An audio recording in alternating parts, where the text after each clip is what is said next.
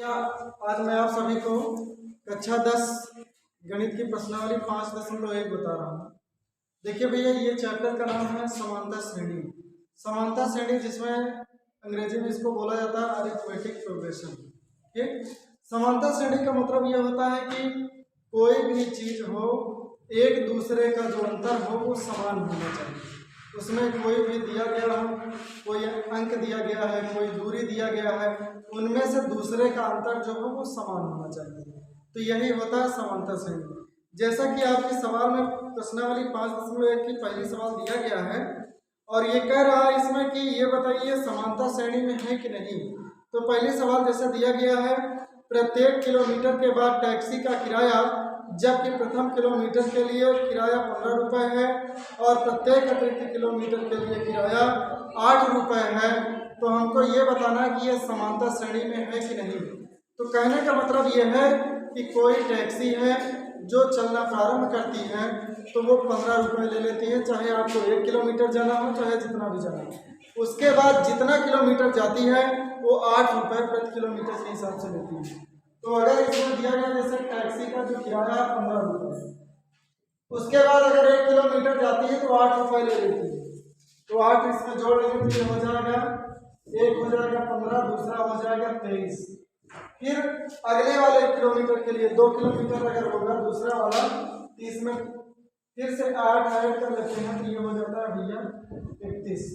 इसी प्रकार से ये चलता जाता है, 8 इसमें प्लस होता रहता है। इसका मतलब ये समांतर श्रेणी है क्योंकि इनके बीच की जो दूरी है वो समान है सबकी। इसके 23 में से 15 घटाते हैं तो आ जाता है 8, 31 में से 23 घटाते हैं तो आ जाता है 8।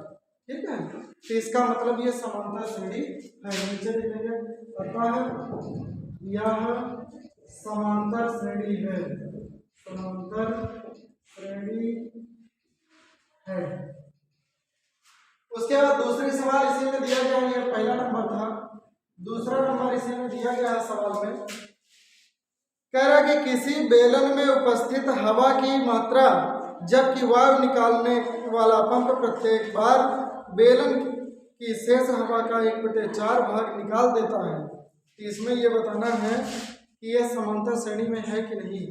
तो मानते हैं इसमें सबसे पहला बात ये भैया आयतन V है, मान लेते हैं। दूसरा होगा 3V/4 क्योंकि इसका चौथाई भाग बाहर निकाल देता है। तीसरा होगा 3V/4 का होल स्क्वायर। तो ये इस हिसाब से बढ़ रहा है तो इन दोनों के बीच का अंतर समान नहीं है। इसमें से अगर इसको माइनस करेंगे तो अंतर समान नहीं आएगा, इसमें से इसको घटाएंगे तो अंतर समान नहीं आता है। तो अतः लिखेंगे, अतः यह समांतर श्रेणी नहीं है, नहीं है। इस तरीके से इसी प्रकार से 3 नंबर में दिया गया है। 3 नंबर में दिया गया है, प्रत्येक मीटर की खुदाई के बाद एक कुआं खोदने में आई लागत, जबकि प्रथम मीटर खुदाई की लागत 150 रुपये है और बाद में प्रत्येक मीटर की खुदाई की लागत 50 रुपये बढ़ती जाती है। तो कहने का मतलब यह है भैया इसमें कि जैसे कोई कुआं खोदा जाता है तो 1 मीटर की खुदाई 150 रुपये लगता है। 1 मीटर की खुदाई 150 रुपये है। उसके बाद कह रहा है हर मीटर का कितना रुपये लगेगा, 50 रुपये प्लस होता जाता है। तो दूसरे वाले में अगर 50 प्लस करेंगे तो 200 हो जाएगा, तीसरे वाले मीटर के लिए हो जाएगा 250, चौथे वाले के लिए हो जाएगा 300। तो डैश डैश डैश इसी प्रकार से बढ़ता जाएगा। तो हम लोग देखते हैं 200 में से 150 घटाएंगे तो 50 आ जाता है, 250 से 200 को घटाते हैं तो 50 आ जाता है, 300 में से 250 को घटाएंगे तो 50 आता है। तो इन सब का अंतर समान है, इसका मतलब यह समांतर श्रेणी है।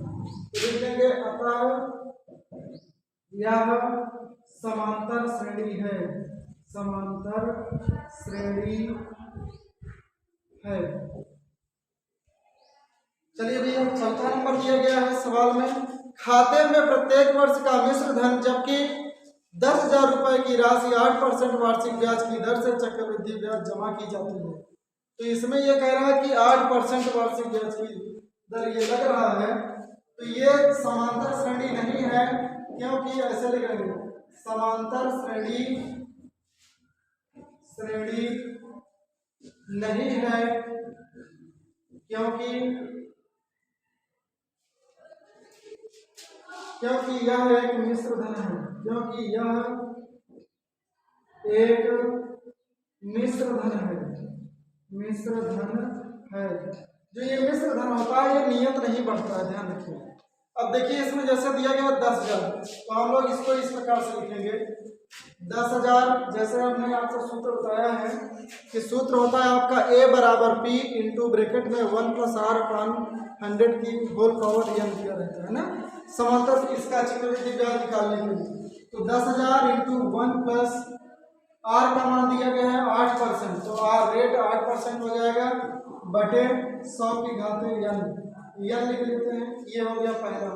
दूसरा वाला है फिर इसी प्रकार से लिखेंगे 10,000 इंटू 1 + 8 बटे n की बजाय यहाँ पर 1 लिख दीजिएगा, 1 का लिखने में कोई दिक्कत नहीं है।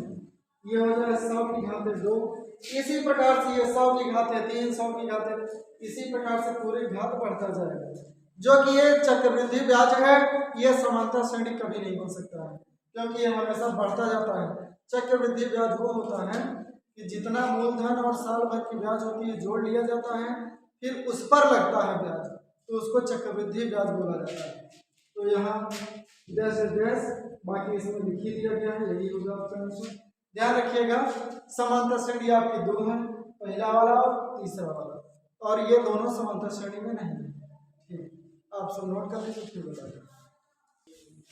देखिए भैया सवाल नंबर 2 है, कह रहा है कि दी हुई एपी का मतलब अर्थमेटिक प्रोग्रेशन के प्रथम 4 पद लिखिए, जबकि प्रथम पद ए और सार्वंतर डी निम्नलिखित है। डी को डिस्टेंस अर्थात कि सार्वंतर बोला जाता है और ए उसका प्रथम पद होता है। ठीक है, तीसरे सवाल में दूसरे सवाल के पहले में दिया गया है ए बराबर 10 और डी बराबर दिया गया है 10, दोनों का मान 10-10 दिया गया है पहले नंबर में। और चलिए पहले नंबर पहले हम आपको बता रहे हैं। तो देखिए इसमें हमको 4 पद ज्ञात करना है, 4 पद ज्ञात करना। देखिए कैसे ज्ञात करते हैं, सुनिए।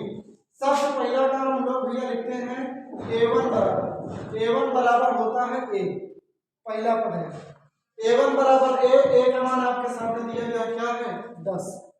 ठीक है, उसके बाद लिखते हैं A2, ये दूसरा पद है।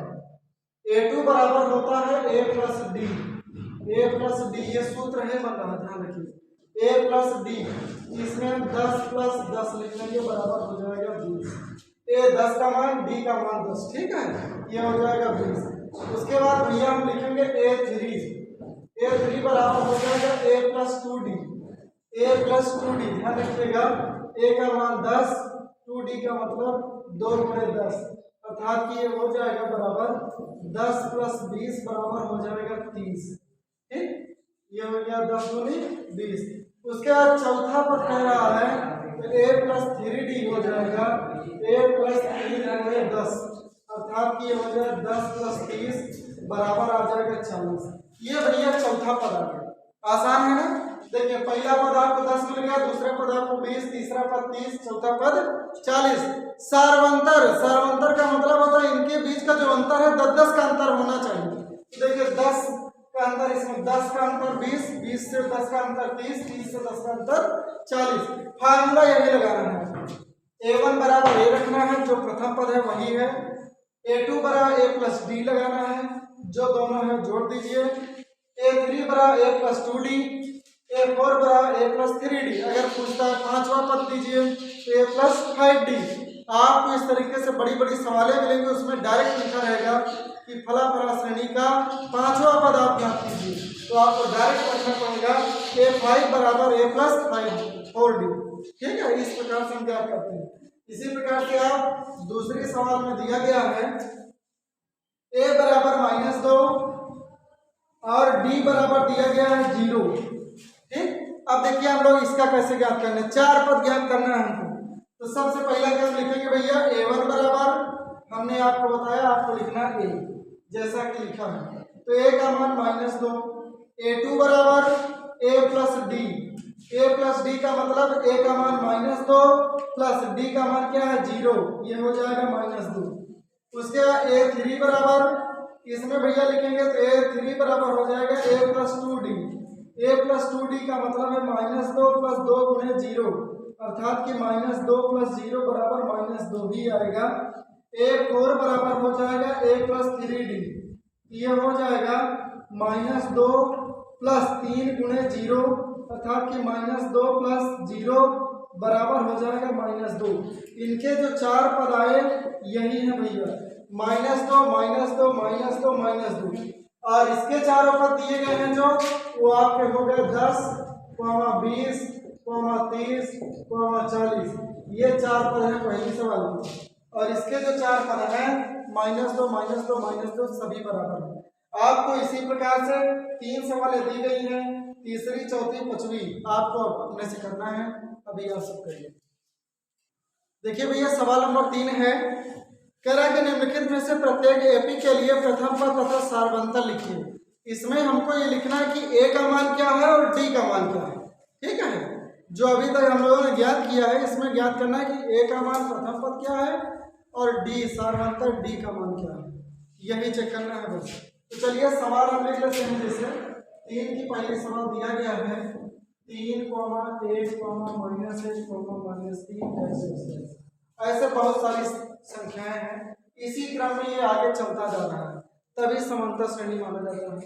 तो भैया इसमें हम लोग लिखते हैं, देखिए प्रथम पद जो होता है वही ए का मान है, तो ऐसे लिख लेंगे ए बराबर 3, क्या है ये प्रथम पद है, प्रथम पद को हम ए मान लेते हैं। अब इसमें हमको ज्ञात करना है डी का मान, लिखेंगे सार्वंतर, इसे लिख लेंगे सार्वंतर बल्कि लिख लीजिए डी बराबर होता है सूत्र में A2 - A1। ये क्या है, A1 है, ये A2 है, A3, A4।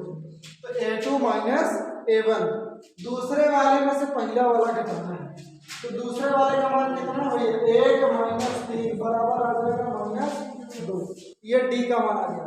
फिर से निकाल लेंगे डी बराबर दूसरे वाले का निकालते हैं, तो क्या रखेंगे अपनी बात A3 - A2, A3 - A2। बिना 2 3 चेक किए नहीं हम कर सकते हैं कि डी का मान यही होगा।